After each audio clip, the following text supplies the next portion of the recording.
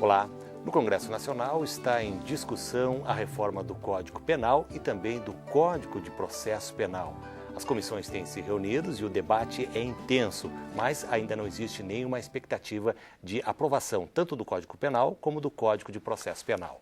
No programa de hoje, nós estamos recebendo o Dr. Rogério Sanches Cunha, que é promotor de justiça em São Paulo. Obrigado pela sua presença, é um prazer recebê-lo. Obrigado, é sempre uma honra. O senhor, como é que está analisando essa proposta de reforma do Código Penal? Veja, o Código Penal, ele não só está sendo reformado, como existe uma consolidação das leis penais. Deixa eu ver se eu consigo ser claro. Nós não estamos apenas discutindo o atual Código Penal existente e quais as reformas que ele merece para que seja um código moderno, mas também estamos trazendo para um documento único, um estatuto único, todas as leis penais esparsas. Então, o Código Penal hoje, que tem uma parte geral e uma parte especial com crimes criados na sua esmagadora maioria na década de 40, esse Código Penal ele está sendo reestudado, está sendo modernizado, mas também está recebendo leis penais especiais que foram surgindo em razão das mutações que a nossa sociedade vem sofrendo. Então, o Código Penal de 1940, ele tinha uma preocupação muito clara com os direitos individuais, com aqueles crimes que afetam fulano ou beltrano. A partir da década de 80, 90, o Brasil começou a se preocupar com crimes coletivos e difusos, com crimes que não afetam mais fulano e beltrano, são crimes que afetam a coletividade, o meio ambiente, a ordem econômica, o bem-estar social. Então, esses crimes não foram introduzidos no Código Penal, eles foram sendo criados em leis extravagantes. Então, qual é a intenção? Em resumo, é não apenas tornar o nosso Código Penal vigente, moderno, como também receber as várias leis penais especiais que existem e talvez por serem leis modernas, elas conflitavam com o Código antigo. O senhor acha que é uma boa técnica trazer essas leis esparsas para dentro do Código? Eu acho uma técnica excepcional, porque leis esparsas dificultam o intérprete. Nós acabamos nos deparando com inúmeros conflitos aparentes, que isso realmente acaba prejudicando o dia a dia do aplicador da lei. Agora, o detalhe é o tempo que se levou para realizar essa consolidação. Nós temos mais de 200, 300 leis penais esparsas, leis criminais esparsas.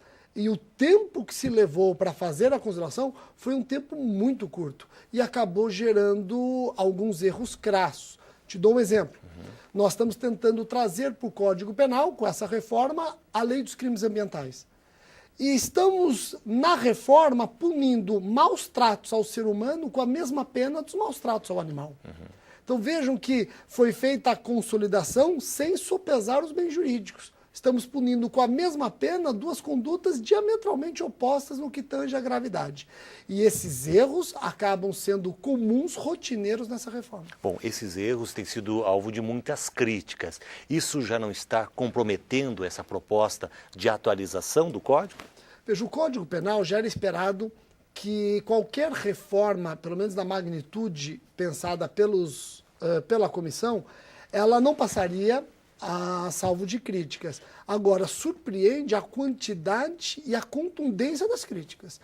Esse Código Penal que está em discussão no Congresso, ele está recebendo críticas de praticamente todos os setores da sociedade organizada. Ele recebe críticas da igreja, ele recebe críticas dos juristas, ele recebe críticas dos ministérios públicos, da Ordem dos Advogados do Brasil, da magistratura, da Defensoria Pública. Então, a quantidade, a contundência das críticas me deixa cético quanto à sua aprovação. Como é que se explica isso quando esse projeto é feito por juristas, por doutrinadores? Vejam, eles tentaram fazer uma comissão a mais plural possível, com membros do Judiciário, do Ministério Público, aliás, foi um membro do Ministério Público, o seu relator, membros da Defensoria Pública, OAB. Então, eles fizeram uma comissão bastante plural. Eu acredito que essa comissão tenha feito um trabalho brilhante. O que chama a atenção, repito, foi o tempo que deram a essa comissão. Então, por mais brilhante que seja a comissão, por mais capazes que sejam os membros dessa comissão, o tempo que deram acabou gerando um atropelo e talvez essa rapidez gerou uma aprovação afoita, pensando talvez em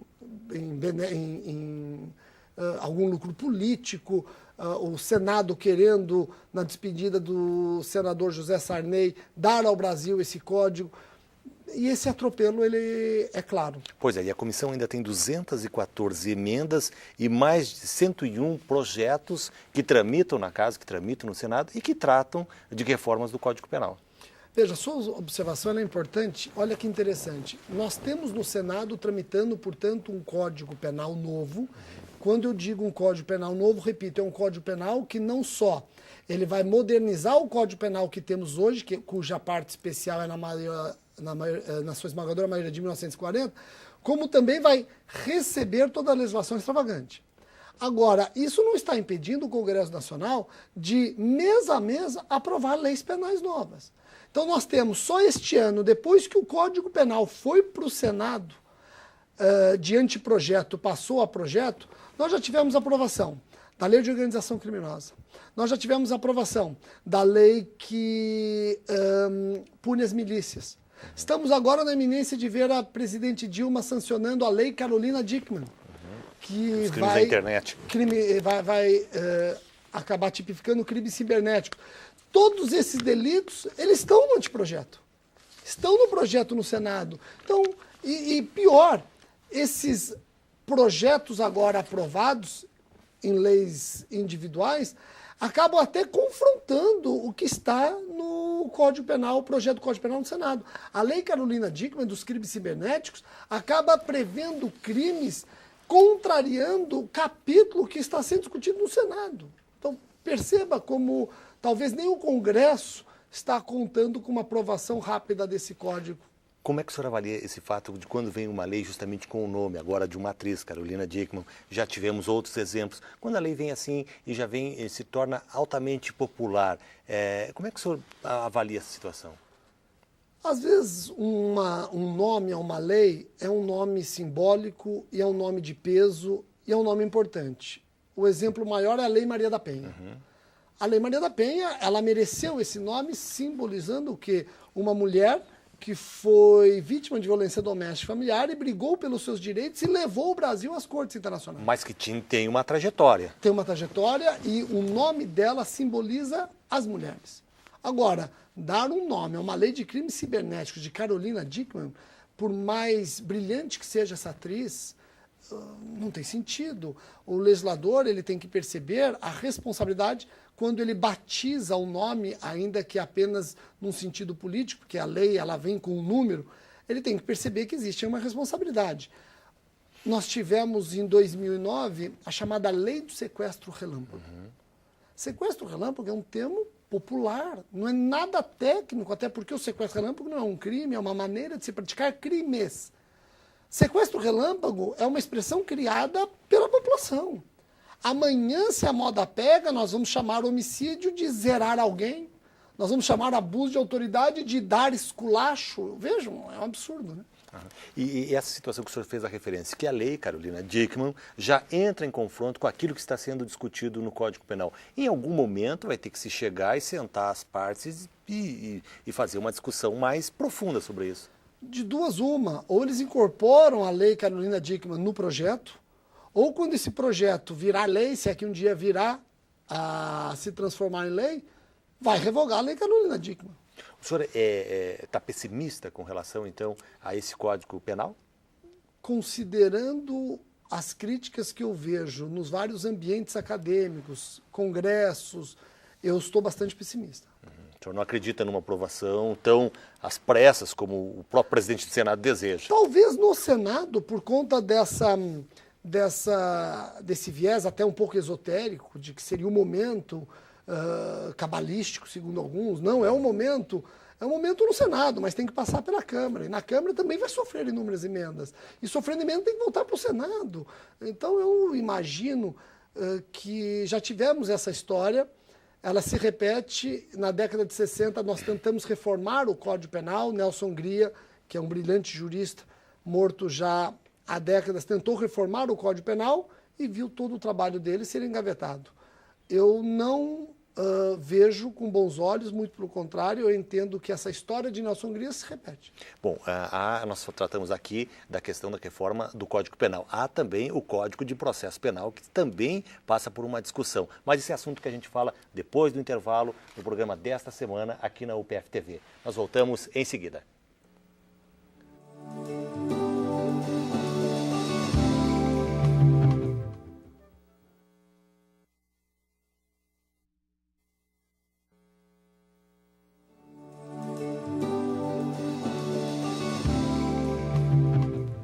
Estamos de volta com o programa Direitos dessa semana, recebendo o promotor de justiça no estado de São Paulo, Rogério Sanches Cunha. Doutor Rogério, há uma outra questão que a gente deixou para esse bloco, que é a reforma do Código de Processo Penal, que também está no Congresso. Como ela anda? Veja, até é interessante a sua pergunta, porque ela esclarece mais o telespectador. O Código de Processo Penal, ele é muito menos polêmico no que diz respeito às suas propostas do que o Código Penal. E vai fazer uma década que ele está lá. Então vejam como o Código Penal já é um anúncio de que ele vai ficar pelo menos mais de uma década. Entendeu? Essa comparação é importante. O Código de Processo Penal, ele tem sido mais objeto de elogios do que de críticas, e mesmo assim ele está sendo sabatinado pelos parlamentares, objeto de emendas, algumas críticas, o que está levando o Código de Processo Penal a comemorar uma década no Congresso. Imaginemos aqui, então, o que pode acontecer com o Código Penal. Agora, o Código de Processo Penal, ele vai primar muito pela celeridade, ou vai tentar primar pela celeridade. Algumas questões que estão no Código de Processo Penal já foram aprovadas em leis esparsas em razão dessa demora. O tratamento diferenciado da prisão, ou seja, permitindo medidas alternativas à prisão preventiva, ritos onde se buscará concentração de atos processuais, reduzir o número de recursos, que a lei em 2008 assim já fez, abolindo o protesto por novo júri. Então, o que o Código de Processo Penal vai fazer? Algumas leis já estão se antecipando exatamente porque sabe que esse Código de Processo ainda vai demorar algum tempo para ser aprovado. O senhor atua em São Paulo, a gente tem acompanhado pelos noticiários, São Paulo está vivendo uma situação muito grave em termos de segurança pública. O que realmente aconteceu com São Paulo que de uma hora para outra, ou isso já estava sendo esperado? Na verdade, não é o que aconteceu com São Paulo, é o que acontece com São Paulo e com cidades que têm esse tamanho. E aí, recentemente, tivemos Santa Catarina também. E o que acontece é que o crime organizado, ele uma organização que, ao invés de atuar de maneira oculta ou tentando o sigilo, às vezes ela externa todo o seu potencial para mostrar para o Estado que existe. Ele está mostrando a sua força ao Estado, desafiando? Eu quero até deixar claro, essa é a minha opinião. Eu não fui designado, nem trabalhei em qualquer caso envolvendo investigações dessas organizações criminosas. Muito pelo contrário, eu trabalhei em júris. Em 2006, o Estado de São Paulo viveu o mesmo caos. Eu trabalhei em júris de policiais vítimas de homicídios praticados por essas organizações. Ou seja, eu trabalhei pós-crime, não na investigação das organizações. E, na verdade, a organização criminosa, ela quer mostrar o seu poder. E, às vezes, mostrando o seu poder, ela consegue barganhas. A organização criminosa, segundo alguns, é um Estado paralelo. Antes fosse um Estado paralelo. A organização criminosa não é um Estado paralelo, porque se ela fosse um Estado paralelo, ela jamais tocava no Estado de Direito. Na verdade, nós temos duas linhas que se entrecruzam. Nós temos duas linhas que se entrelaçam. A organização criminosa, ela tem um ponto que ela tangencia, sim, o Estado de Direito. E é exatamente esse ponto que tem que ser detectado e destruído. Agora, a organização criminosa, o que ela faz em São Paulo, PCC ou qualquer outro partido criminoso, o que faz em São Paulo é demonstrar sua força. E demonstra sua força lutando com o braço armado do Estado, que é a polícia. Mas não fica uma situação muito frágil, porque a própria polícia tem que revidar, e já se viu exemplos que ela está matando também pessoas que estão completamente livres dessa guerra? Nós temos aqui que ser justos. Será que a organização criminosa começou ou a organização criminosa está no revide? Isso é uma questão interessante que tem que ser analisado. A organização criminosa está revidando uma arbitrariedade do Estado ou o Estado está tendo que agir na legítima defesa da sociedade em razão de um ataque da organização criminosa? Isso tem que ser esclarecido. Algumas imagens demonstraram policiais matando criminosos de pequena gravidade. E aí vêm as organizações criminosas ou pessoas pretensamente identificadas como membros de organizações criminosas fazendo um revide. Então essa questão, não estou dizendo que aconteceu A ou B. O que eu estou dizendo é que nós temos que detectar se essas organizações criminosas que estão atacando estão no revide ou estão iniciando toda essa guerra. Nós tivemos, doutor Rogério, um caso bastante emblemático nos últimos dias aqui em Passo Fundo, que foi um pai que entra na delegacia e mata o assaltante que havia assaltado a sua filha. Esse é um caso que chama muito a atenção e aí pode até se discutir, se aplica a violenta emoção nessa situação? O homicídio, ele está topograficamente definido no Código Penal como simples, pena de 6 a 20 anos. Homicídio privilegiado, que merece uma diminuição de pena, e o homicídio qualificado. O homicídio privilegiado tem 3 privilegiadoras, e a que chama a atenção nesse seu caso, que eu não vou nem chamar de exemplo, porque é um caso, é o homicídio emocional, o chamado homicídio privilegiado pelo domínio de violenta emoção. A pessoa que, sob domínio de violenta emoção, mata a outra, logo em seguida a injusta provocação da vítima. O domínio de violenta emoção é aquela emoção absorvente. Agora, é importante para configurar este privilégio que a reação daquele dominado pela violenta emoção ocorra logo em seguida. E esse logo em seguida não existe no Código Penal há um tempo. Então, sempre a doutrina, a jurisprudência ensinou o seguinte, tem que ser analisado o caso concreto. Enquanto perdurar o domínio da violenta emoção, que é algo muito pessoal, o privilégio se mantém. Então, se esse pai, apesar de horas depois do crime contra sua filha, ainda estivesse sob domínio de violenta emoção, a sua reação seria considerada ou será considerada imediata e ele pode eventualmente se valer do domínio de violenta emoção do privilégio. Não conheço o caso a fundo, isso vai ser discutido. Mas o domínio da violenta emoção, doutor, como o senhor coloca, ele não tem um tempo e ele pode até se admitir que se leve dias? Eu não vejo por que não. Vamos imaginar um pai que... Tivemos até um filme Tempo de Matar, em que uma menina negra ela é estuprada por 2 homens brancos e o pai... Meses depois, ele vai até o fórum, onde ocorrerá um pré-julgamento dos estupradores, ele vai e mata os estupradores. Eu acredito que esse pai, ele viveu aquelas semanas, aquele mês, ele viveu dominado pela violenta emoção. Ele só pensava nisso. Era uma emoção absorvente. Não é justo nós darmos um prazo para a violenta emoção, porque ele é muito pessoal. E esse tem sido o entendimento, doutor? Da jurisprudência. Bom, o senhor também trabalha a questão da violência doméstica, tem inclusive uma obra. O senhor fez referência à Lei Maria da Penha. Nós podemos dizer que o Brasil hoje discute muito mais a violência doméstica do que antigamente, mas ainda tem um longo caminho pela frente. Tem, mas melhorou muito. Melhorou muito, nós estamos percebendo que houve um aumento no número de casos, de registros de ocorrência, exatamente porque a mulher se sentiu mais protegida. Então, alguns interpretaram que esta lei ela acabou não resultando numa diminuição da violência. Não é que a lei vai buscar diminuir a violência. Políticas sociais é que tem que diminuir a violência. O que essa lei fez foi dar à mulher um manto protetor e uma coragem para ela noticiar a violência. Então, houve um aumento de notícias. Não digo que houve um aumento de violência. O que a violência deixou é de ficar domesticada. A violência deixou de ser doméstica e ela passou a ser registrada nas delegacias. Aquilo que se falava na cifra negra, né? Exatamente. A cifra negra, essa sua expressão, é uma expressão que é importante todo estudante, todo acadêmico saber que existe.